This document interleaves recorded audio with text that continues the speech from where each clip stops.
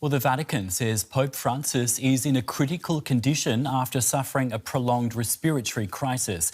The 88-year-old was hospitalised a week ago, suffering from double pneumonia. He's been given extra oxygen as well as blood transfusions. The Vatican says the pontiff is alert, but doctors are guarded.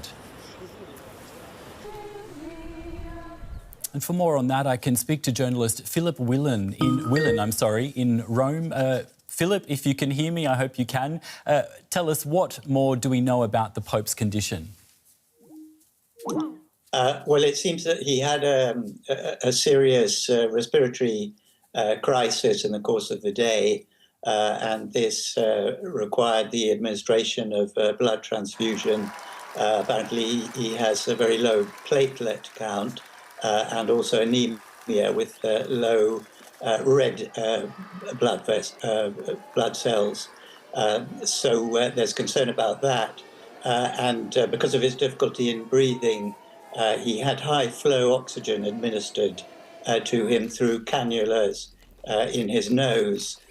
Clearly, the doctors treating him were hoping that he'd turned the corner and was more or less on the mend.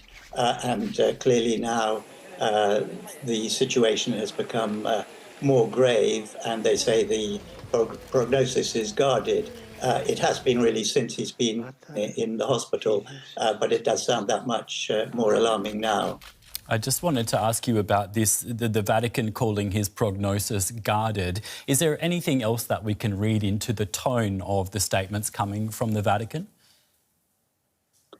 And I think that's the key thing.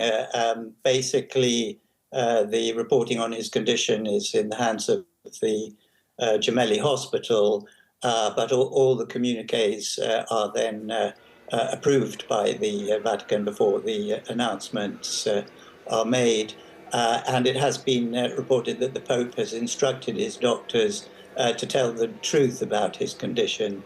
So I think we can assume that they're giving us a fairly accurate picture of the situation, and it's clear that they are worried, and they're considerably more worried today than they were in previous days.